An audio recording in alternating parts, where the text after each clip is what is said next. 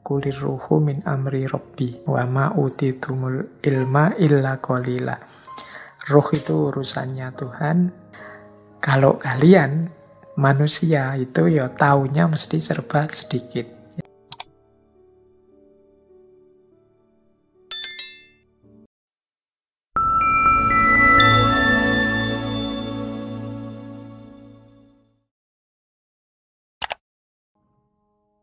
Assalamualaikum warahmatullahi wabarakatuh. Bismillahirrahmanirrahim. Penting juga kita catat secara umum dalam proses berpikir, kadang-kadang manusia sendiri yang membuat batas-batasnya. Jadi ya karena manusia ini kan punya hidup yang kompleks, beragam. Dia punya tujuan, punya target-target, punya sasaran-sasaran. Sehingga kadang-kadang demi pencapaian target, tujuan, sasaran-sasaran, ideal-ideal yang dipatok, ideologi-ideologi yang dipercaya, dibuatlah standar-standar yang membatasi cara berpikir. Mungkin standar-standar etik, standar-standar sosial. Seperti waktu kita membahas cara berpikir etik, cara berpikir sosial. Standar-standar susila tentang adab dan lain sebagainya. Standar-standar budaya.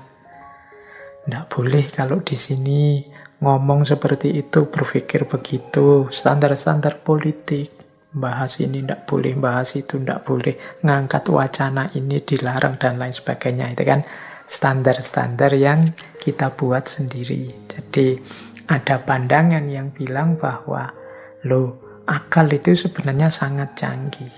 Dia bisa masuk kemana saja, hanya saja manusialah yang membatasinya dengan standar-standar yang mereka buat sendiri. Tentu saja sesuai visi dan ideal-ideal yang dipatok. Jadi tidak usah banyak-banyak mikir inilah nanti begini, tidak usah banyak-banyak mikir tentang itu nanti malah susah, tidak usah dipikir macam-macam. Kita kan sering buat standar. Standar etik misalnya, wah tidak boleh kamu melakukan ini, tidak boleh kamu melakukan itu. Atau standar sosial. Di sini kesepakatannya sudah begini, meskipun kamu sudah menawarkan gagasan yang lebih baik dari ini, jangan. Karena sini sudah disepakati begini. Nah ini batasnya nalar selanjutnya. Yang penting mungkin untuk kita pahami hidup kita ini penuh dengan pagar-pagar dan standar-standar yang seringkali dari situlah nanti pemikiran kita atau nalar kita jadinya terbatasi. Jadi bukan karena memang terbatas, tapi terbatasi. Terbatasi itu kan sebenarnya bisa kalau mau dipikirkan, tapi tidak boleh dipikirkan. Nah, banyak dalam norma-norma sosial, budaya, misalnya kadang-kadang kita dilarang mikir yang begini-begitu, dilarang membayangkan ini itu, dilarang. Nah, ini juga sering terjadi. Jadi standar-standar, makanya kadang-kadang untuk kepentingan-kepentingan tertentu kajian seperti ini dilarang, tema-tema ini jangan dibahas, yang seperti itu jangan dilanjutkan analisisnya dan lain sebagainya. Jadi ini kalau diistilahkan dengan lebih detail mungkin bukan keterbatasan nalar, tapi nalar yang dibatasi. Tidak salah sebenarnya, manusia itu kan punya ideal hidupnya sendiri-sendiri. Ingin nyaman, bahagia dengan standar-standar yang dia buat. Apalagi tadi ternyata posisinya akal, posisinya nalar dalam hidup manusia itu bukan sesuatu yang vital, yang paling nomor satu. Dia lebih banyak hanya melayani orientasi orang yang menggunakannya. Bahkan dia sendiri dibatas-batasi, nanti dia akan bekerja, nalar itu akan bekerja memberikan justifikasi terhadap batas-batas itu. Jadi nalar akan menjelaskan mengapa sih kok ini jangan difikirkan, mengapa kok itu jangan dibahas, mengapa kok itu jangan didiskusikan, dan lain sebagainya. Ini sebenarnya nalar yang dibatasi, tapi dia malah memberikan justifikasi terhadap pembatasan-pembatasan itu. Dia memberikan argumen-argumen, meskipun nanti selalu saja ada orang yang protes, yang oposisi, tidak setuju dengan argumen-argumen tadi. Ya yang tidak setuju dengan argumennya sendiri, dengan nalarnya sendiri. Yang setuju juga punya argumen dengan nalarnya sendiri. Disitulah istimewanya nalar sekaligus keterbatasannya nalar. Kan banyak ya teman-teman mendengarkan cerita-cerita bagaimana diskusi ini itu dilarang. Tidak hanya masa kini, masa lalu juga banyak. Larangan-larangan memikirkan ini, memikirkan itu. Eksekusi-eksekusi karena ada orang melanggar. Tidak boleh berpikir tentang ini kok malah difikirkan, malah dan lain sebagainya. Nah ini yang saya maksud, standar-standar yang kita buat sendiri untuk membatasi nalar. Baik itu standar yang sifatnya etik, sosial, susila, budaya, politik, dan lain sebagainya. Ini tidak bisa kemudian disimpulkan, kalau begitu bisa ndak Pak, standar-standar itu kita singkirkan saja semua. Biar akal kita ini bebas tanpa batas-batas. Kemungkinan kalau kita akan buang semua standar, akal kita bebaskan sebebas-bebasnya, pada akhirnya ya kita akan membuat standar-standar versi kita sendiri.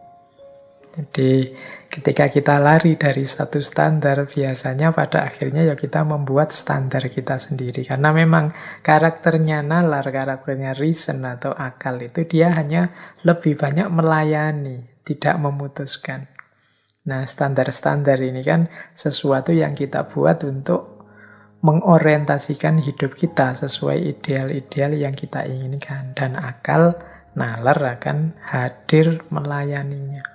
Jadi, maka penting sebenarnya dalam situasi seperti ini adalah kesadaran kita.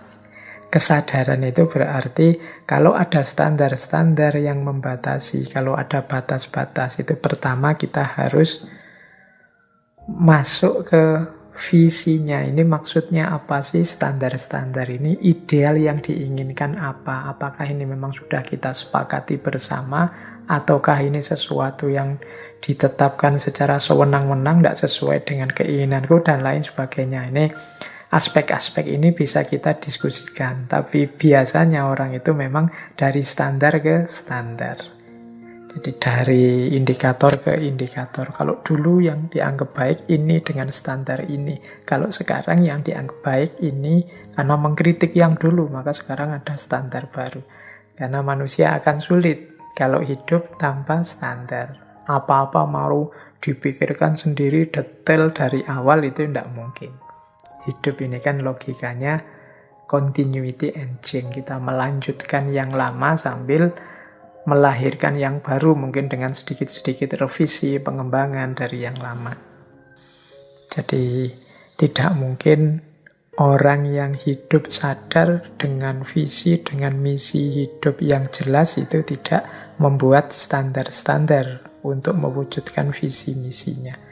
Dan hidup yang serius itu kan memang hidup yang punya visi jelas, punya misi jelas, ada arah, ada cita-cita, ada tujuan. Yang sebagai konsekuensinya kemudian dibuatlah pagar-pagar, dibuatlah strategi-strategi, termasuk standar-standar yang kadang-kadang memang menghalangi cara berpikir kita, menghalangi nalar kita.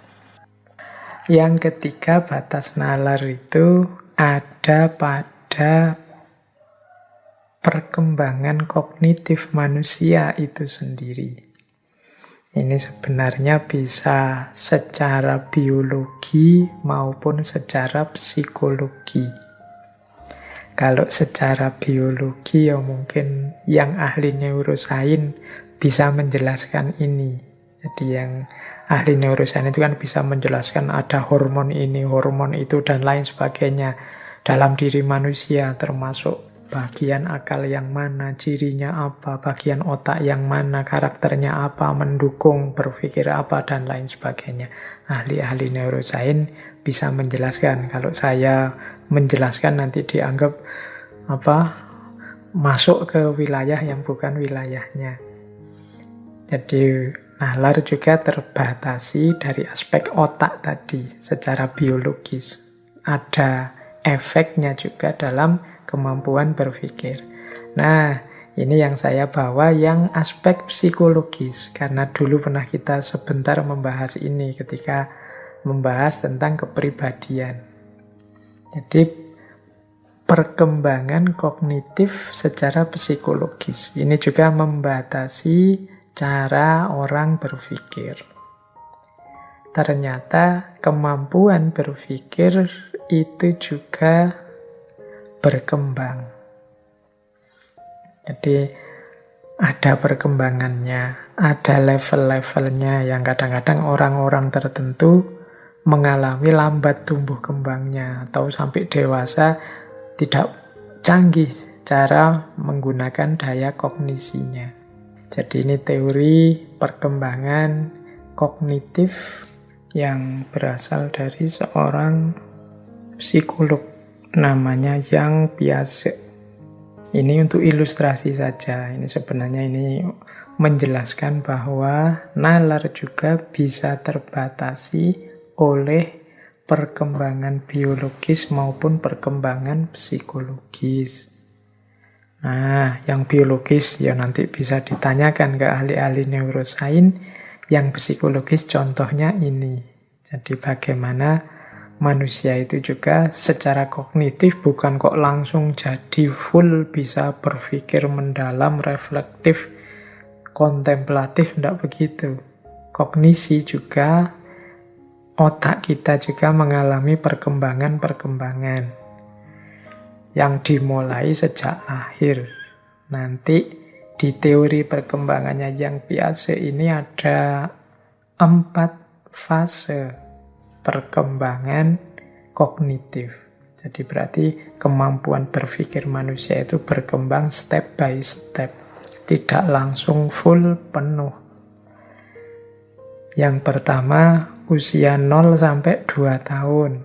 Ini disebut periode sensorik motorik.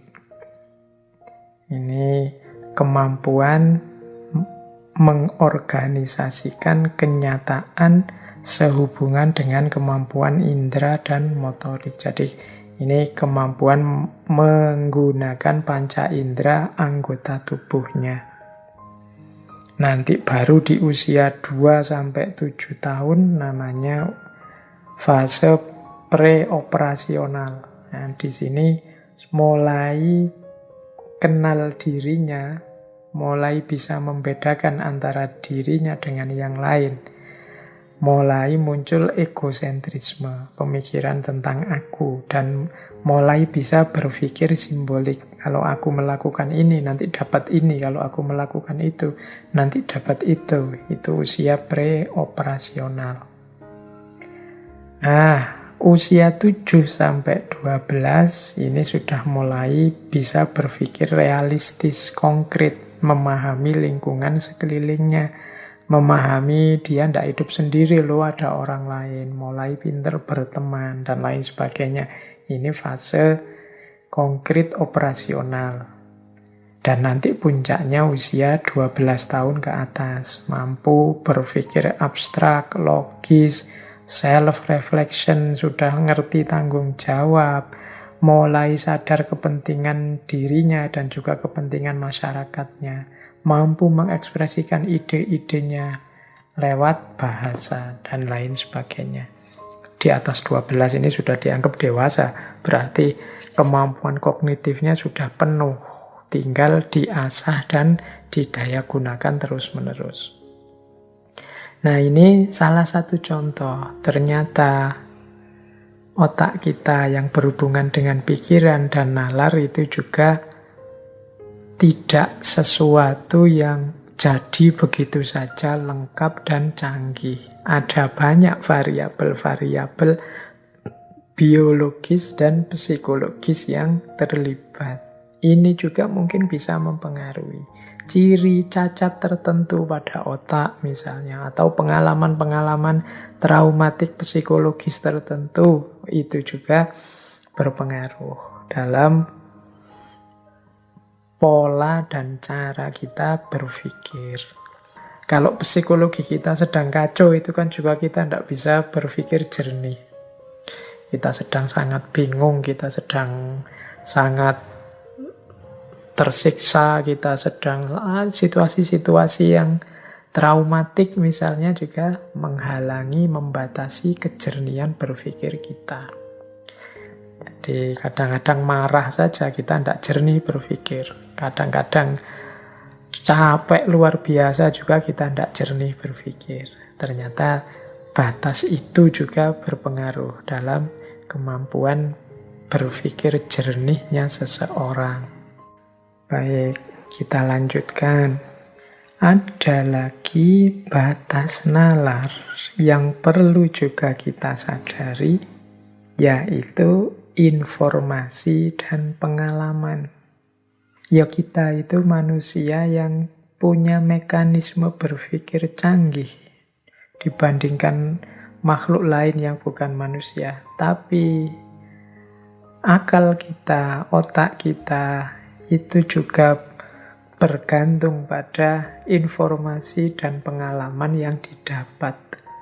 Jadi nalar kita itu bekerja sejauh informasi dan pengalaman yang dimiliki. Kalau belum pernah sama sekali mendapat informasi tentang itu, belum pernah ngalami tentang itu, biasanya ya tidak bisa improve sendiri atau secara a priori menemukan kebenaran-kebenarannya sendiri. Jadi makanya tadi di depan saya bilang, yuk kita nambah wawasan terus. Semakin banyak, semakin luas wawasan kita, semakin canggih hasil pemikiran kita. Kenapa? Referensi kita semakin luas. Jadi orang yang referensi informasi yang dimiliki sempit, hanya sedikit, itu biasanya ya produk pemikirannya di situ-situ saja, itu saja. Tapi semakin dia luas, informasi wawasan yang dimiliki, ya mungkin semakin beragam gagasan-gagasannya. Makanya kalau ada orang kok mikirnya kok gitu terus, ngomongnya kok gitu terus, mungkin itu problem, nambah informasi yuk, nambah wawasan lagi yuk, biar tambah lagi pengetahuannya sehingga cara berpikirnya lebih luas dan lebih dalam. Jadi ternyata kekayaan informasi, kekayaan wawasan itu juga berpengaruh dalam kita menggunakan nalar dalam kita berpikir. Ini semacam bahan bakunya. Kalau tadi akal itu kita sebut alat, sarana, media. Kalau dia semacam mesin, ya data yang kita inputkan itu informasi. Secanggih apapun mesinnya, laptopnya, kalau kita tidak menginput data yang banyak, ya tidak ada gunanya dia.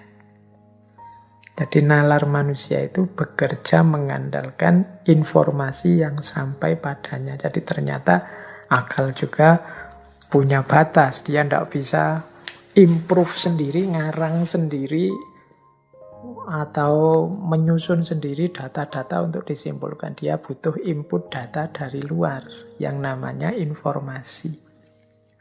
Untuk menjelaskan hal ini, misalnya kita pakai teori batas akal dari seorang antropolog namanya Fraser.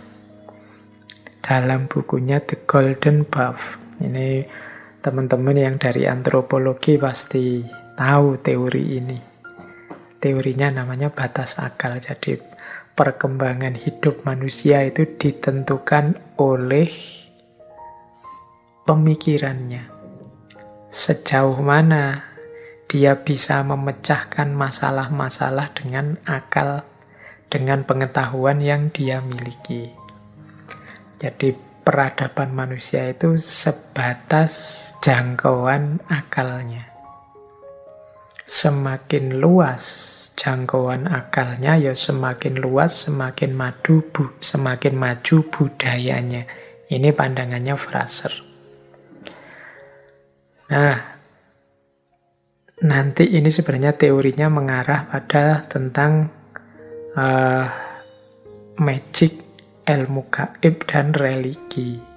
Dia menguraikan begini, dulu ketika wawasan manusia masih sempit, kemampuan berpikirnya terbatas, mereka tidak mampu memecahkan problem-problem mereka dengan akal. Jadi kata Fraser, manusia-manusia mungkin sejak zaman primitif dulu ya, itu kan wawasannya terbatas, pengetahuannya tentang alam semesta juga terbatas. Nah, mereka tidak bisa menyelesaikan soal-soal hidup ini dengan akalnya. Mereka belum menggali, belum mengobservasi seperti manusia modern. Sehingga kalau ada problem-problem hidup, mereka menyelesaikannya dengan wawasan-wawasan supranatural, magic, ilmu gaib, dan lain sejenisnya. Nah, nanti ada level lagi lebih tinggi. Mereka kemudian sadar, mungkin karena wawasannya tambah, ternyata ilmu gaib itu tidak ada gunanya, tidak ada manfaatnya. Mungkin ada daya yang lebih kuat, daya yang lebih kuasa di balik yang kelihatan ini. Dimulailah mode hidup budaya yang namanya budaya religi. Jadi ketika orang bersandar pada kekuatan, kekuasaan di luar diri mereka. Nah, ini teorinya Fraser. Mungkin nanti bisa dilanjutkan ketika manusia semakin cerdas, misteri-misteri alam terbongkar semua, mungkin gaya hidupnya berubah lagi. Jadi ternyata kedalaman hidup manusia itu ditentukan oleh kapasitas berpikirnya. Yang kapasitas berpikir ini tergantung informasi-informasi wawasan yang dimiliki. Yang wawasan ini secara umum diperoleh dari experience, pengalaman. Makanya nalar juga terbatas oleh informasi dan pengalaman.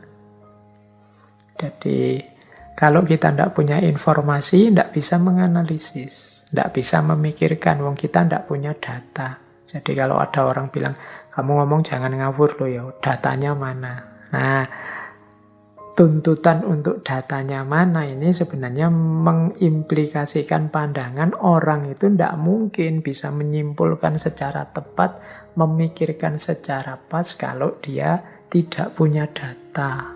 Informasinya terbatas. Yang informasi itu diperoleh semua dari pengalaman.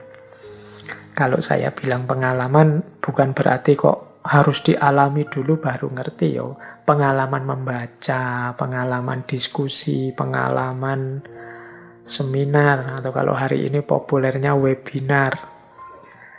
Itu juga kan termasuk pengalaman. Saya kemarin pengalaman webinar dengan beliau dan dapat wawasan ini, itu kan nambah wawasan dari pengalaman meskipun bukan pengalaman langsung.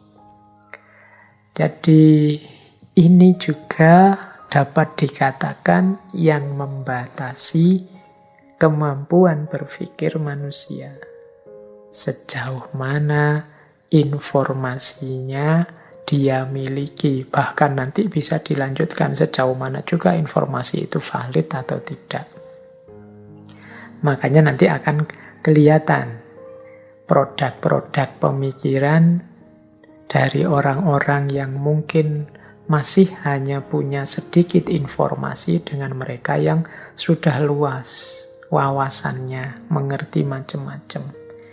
Kenapa kok yang informasinya lebih sedikit berbeda dengan yang wawasannya luas? Ya karena yang informasinya lebih sedikit, lebih terbatas kemampuan mengoperasikan akal budinya. Baik, sekarang kita lanjutkan. Ini mungkin yang teman-teman menunggu ada ndak uraian tentang ini. Ya kita singgung sedikit ya, mungkin lain waktu bisa kita perdalam, yaitu agama atau kepercayaan. Ini juga sering kita posisikan sebagai berhadapan membatasi nalar. Isu-isu akal dan wahyu, faith and reason, ini kan isu-isu yang populer sekali dalam dunia intelektual. Seolah-olah kehadiran agama membatasi nalar. Kalau orang ingin bernalar bebas, ya tinggalkan agama. Kan ada pandangan sekilas yang seperti itu.